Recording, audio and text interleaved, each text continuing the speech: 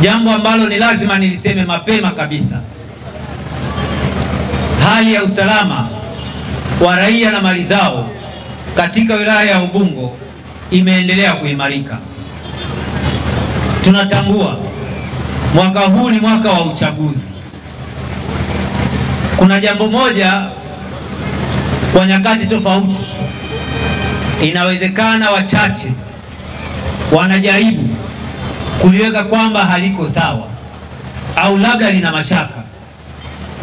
Sasa hili ndio nataka niwathibitishie wana Ubungo. Mwaka huu ni mwaka wa uchaguzi. Tutamchagua Rais wa Jamhuri ya Muungano wa Tanzania. Tutawachagua wabunge watakaoenda kutuwakilisha kwenye Bunge la Jamhuri ya Muungano wa Tanzania. Tutawachagua madiwani watakaotuwakilisha katika halmashauri ya manispaa ya Ubungo. Nataka wote tulioko hapa na wale wote wanaonisikia watambue jambo moja.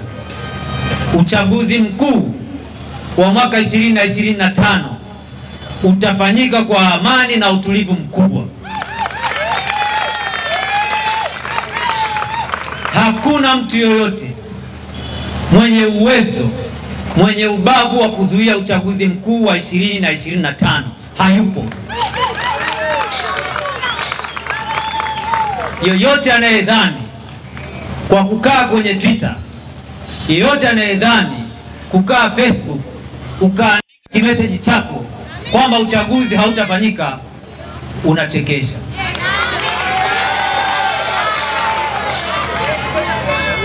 Hili nataka kila mtu alibebe kichwani kwake. Mzazi mwambie mwanao, mke mkumbushe mumeo, mume mkumbushe mke wako kwamba uchaguzi mkuu 2025 utafanyika kwa amani na utulivu. Hakuna atakayeuzuia.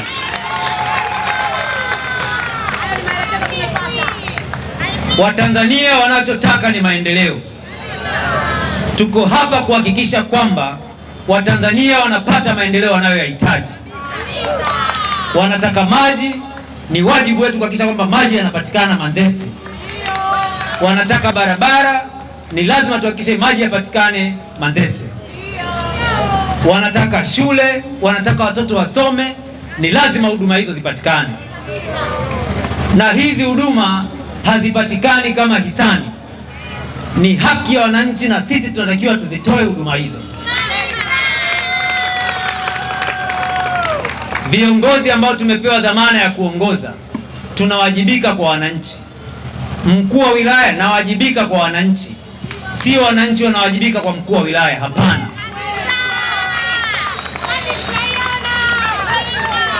Nilikuwa namuuliza mwenyekiti wa serikali ya mtaa hapa, mama yangu, sijui yuko wapi.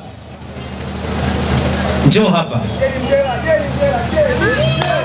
Mheshimiwa mbunge, naomba nataka umsikie. Kazi ya mwenyekiti wa serikali ya mtaa ni kusema kero na kusimamia kero za wananchi. Ndicho ulichochaguliwa nacho. Hatuja kuchagua hapa kuburuza miguu, kukaa unacheza cheza. Tunataka utueleze, una miezi 6 ya mwenyekiti wako wa serikali ya mtaa, umefanya nini mpaka sasa hivi? Hujafanya nini? Ili wewe tuweze kukupima unaweza au huwezi. Si ndio? Kwa sababu gani nasema haya? Kumekuwa na tabia, tunachagua viongozi, unaomba dhamana, hufanyi unachotakiwa kufanya, unataka kuja kusingizia mbunge hajafanya. Kazi ya mbunge tunaijua, ni kuwakilisha na kuwasemea wananchi bungeni, ni kuhamasisha shughuli ya maendeleo. Kabla ya mbunge, tunataka tukusikie mwenyekiti wa mtaa, umefanya nini toka mwezi wa 11 umechaguliwa? Leo tarehe 6 nimefika hapa niweze kujua kilichokushinda ni kitu gani, ulichoweza ni nini, alafu twende sasa na mimi nikajibu amani nusu mimi hapa. Karibu, una dakika 5 za kuongea hapa.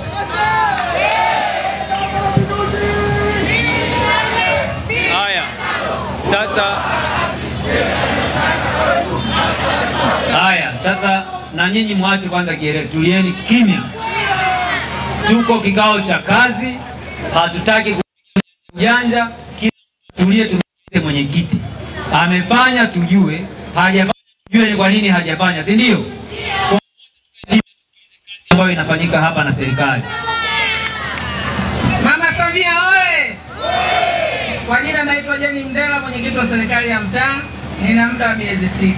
Kazi ya kwanza ambayo nimeingia katika serikali ya mtaa kusimamia ulinzi na usalama mtaa Muungano. Mtaa Muungano ulikuwa na changamoto za vibaka wengi sana, lakini na imani kwa sasa hivi mtaa wetu umekuwa shwari. Jambo la pili, usafi wa mazingira. Nimesimamia kwa uzuri. Sasa hivi Muungano wetu haina matatizo.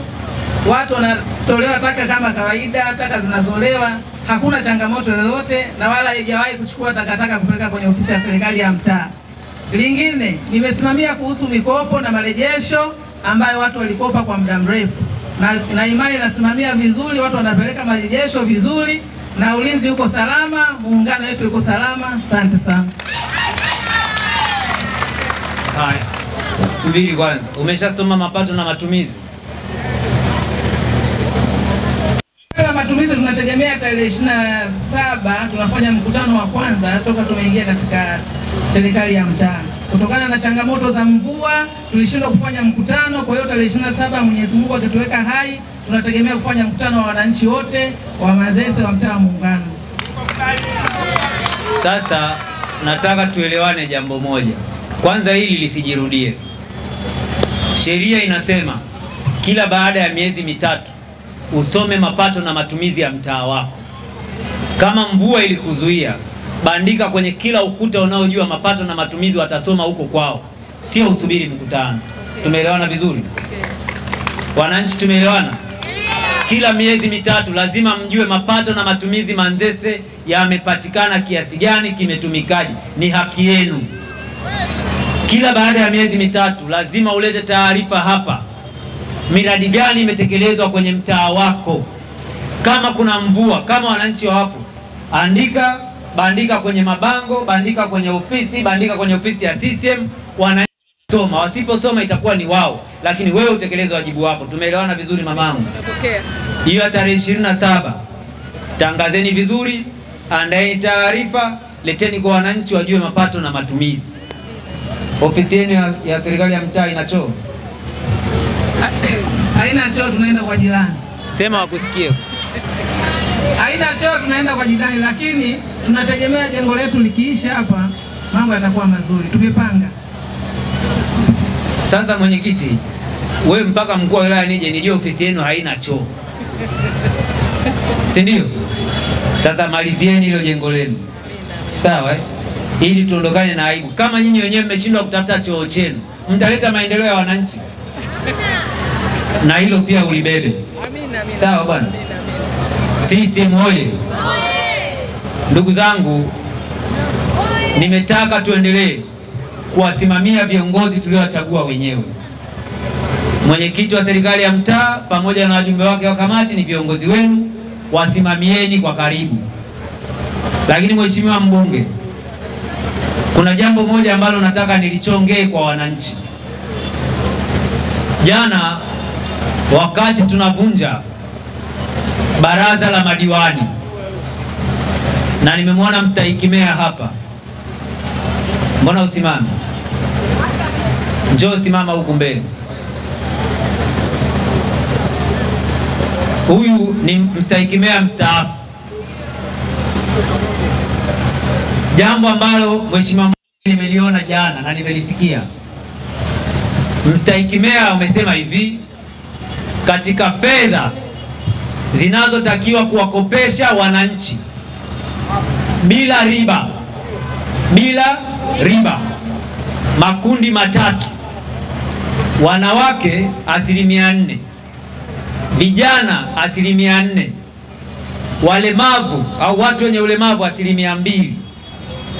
Mtaji walionao halmashauri ya manispaa ya Ubunge kwa kauli yao jana wana shilingi bilioni 14,900.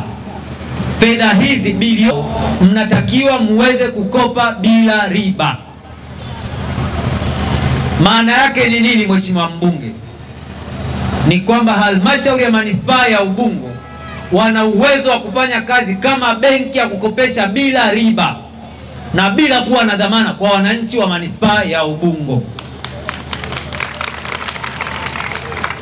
Cha kwanza nataka athibitishe kama maneno haya ni kweli au sio kweli. Nataka aseme kwa sauti kama ni kweli, nitaeleza linalofuata. Maneno hayo ni sahihi kabisa, Mheshimiwa Mkuu wa Wilaya. Ubungo yetu, mali yetu. Nilisema hivi, ni kweli sio kweli. Sijakupa kazi ya kusahihisha mtihani kwamba ni sahihi. Sema ni kweli sio kweli. Mna bilioni 14 za mtaji wa kukopesha kwa wananchi hawa. Tunazo, Mheshimiwa Mkuu wa Wilaya. Pigeni makofi. Mimi nakuombea kama wananchi wataridhia, urudi uendelee kuhudumia wananchi. Lakini ahadi yangu Mheshimiwa Mbunge kwako, bilioni 14 ambazo ni fedha za wananchi hawa ambazo zinazunguka, zinatolewa mikopo, ni lazima zipatikane. Kama kuna watu mlikopeshwa fedha hizo hamjarejesha, niwatangazie kiama chenu, ni lazima mzirejeshe. Kwa sababu Mheshimiwa Mbunge, sisi tukiwa na bilioni 14, wewe hapa ukija Mheshimiwa Mbunge unapunga tu. Bilioni 14 ndugu zangu ni benki. Na fedha hizi sio tunaenda kuzitafuta. Ni fedha ambazo zilishakusanywa na zipo. Zinatakiwa zikopeshwe, zirejeshwe, tukopeshe tena. Sasa mstahiki, kwa hiki kipindi ambacho hamko, mimi naenda ulalo kuwatafuta watu wote waliokopeshwa hizo fedha, tujue ziko wapi, ili tuzirejeshe wananchi wengine wakakope hawa. Na kama wakati mlikuwepo kuna vikundi mlipitisha huko, kuna watu walipitishwa wakapewa hizo fedha, watazitema. Sasa hivi kwa sababu nipo mimi na mkurugenzi na wataalamu, kwa miezi mitatu tutaenda ulalo kuzitafuta hizo hela. Mkirudi mtazikuta. Kama zitakuharibia kura, shauri yako. Kama zitakunyima udiwani, shauri yako. Hizo ni hela za wananchi, bilioni 14, lazima zirejeshwe, zikakopeshwe kwa wana Ubungo. Kwa Mheshimiwa Mbunge, wewe umefanya kazi yako. Hizi bilioni 14 zilitakiwa tuzisimamie sisi, azisimamie mstahiki meya, azisimamie diwani aliyekuwepo hapa. Yuko wapi? Yuko hapa. Njoo hapa na wewe diwani wako. Wewe ndio diwani hapa. Diwani hapa kwanza. Hayupo mwakilishi wake, njoo na wewe. Huyu naye alikuwepo kwenye udiwani, si ndio? Na wewe mimi nakuombea heri. Katibu. Wewe ndio juzi tumefanya kikao cha ndio.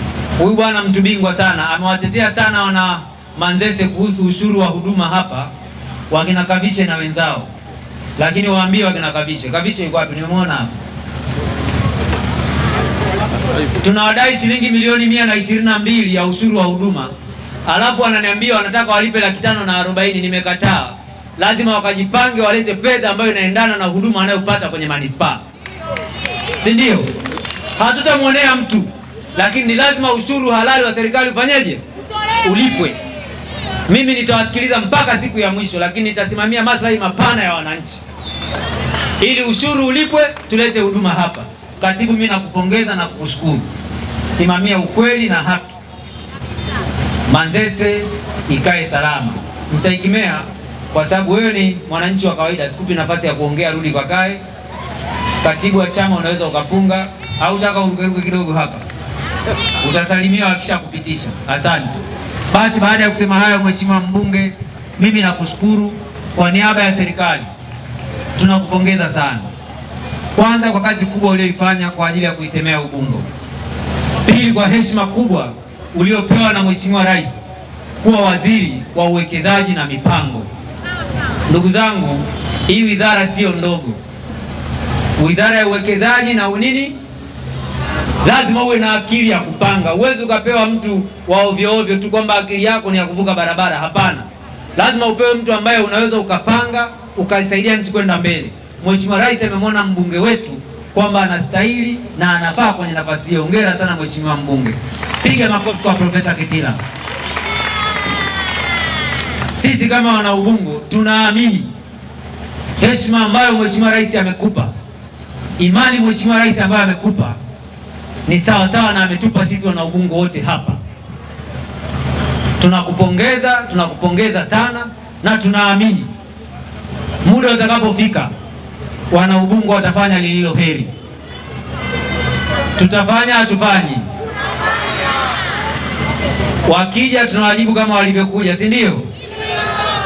Profesa Kitila oye! Maendeleo oye!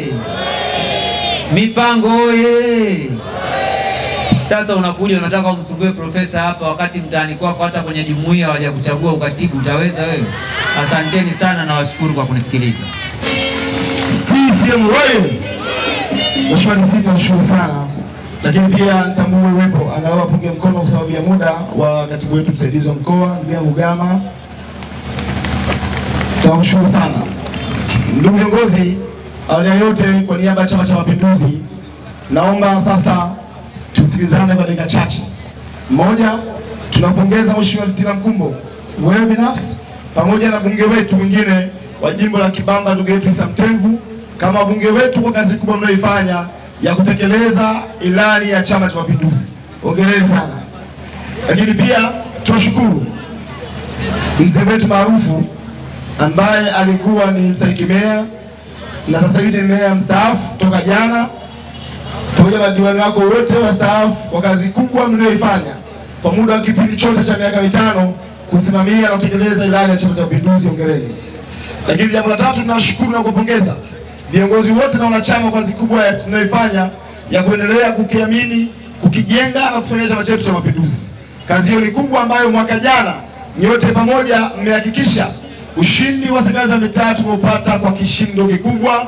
Hongereni sana wanachama na wananchi wote wa wilaya ya Ubungo.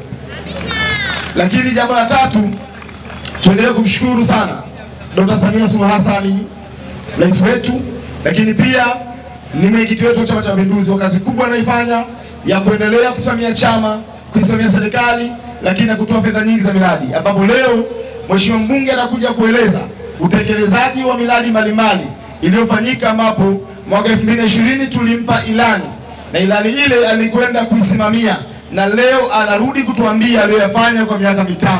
Tunatamani tumpe muda mrefu ili aweze kuzungumza kwa kirefu. Lakini vile pia niwasisitiza ndugu zangu, imani siku zote huzaa imani. Imani yenu mwaka 2020 ndio leo imetufikisha hapa ambapo mbunge wetu anakwenda kueleza aliyofanya. Tuendelee kuikopesha Chama cha Mapinduzi imani ili tuweze kusonga mbele na kufika mbali. Lakini vile vile niwaambie tu jambo dogo sana. Wako watu ambao wanaendelea kuhangaika na kwa sasa wamekosa nafasi kufanya siasa zao majukwani na kufanya siasa zao site na kuhangaika na kauli wanaoita sinoni ni nini. CCM oye! Serikali chini ya Dr. Samia Suluhu Hassan na bunge ambalo wewe Mheshimiwa Kitila Mkumbo ni sehemu ya wabunge, mlifanya kazi kubwa ya kwenda mabadiliko ya sheria, na mtakumbuka mwezi wa 3 alikuwa hapa alisema haya, mlifanya mabadiliko ya sheria na kutunga sheria mpya ya uchaguzi wa serikali za mitaa pamoja na uchaguzi mkuu, na mambo hayo yamefanyika. Leo wanahangaika, wanasema no ni nini? Tuwaulize wana agenda nini gani? Wanaposema no reform, reform gani wanaoitaka? Watueleze ili tuweze kuwashughulikia. Tusisitize tu waje jukwani, tuje tufanye siasa jukwani, tukutane tufanye kazi. Baada ya hayo, kwa niaba ya mwenyekiti wa Chama cha Mapinduzi wilaya ya Ubungo, ninaomba sasa tamke rasmi kikao chetu kimefunguliwa rasmi, na sasa naomba nimkaribishe Profesa Kitila Alexander Mkumbo ili uweze kuja kufanya kazi kubwa ambayo sisi wana Ubungo tunataka utueleze uliyofanya.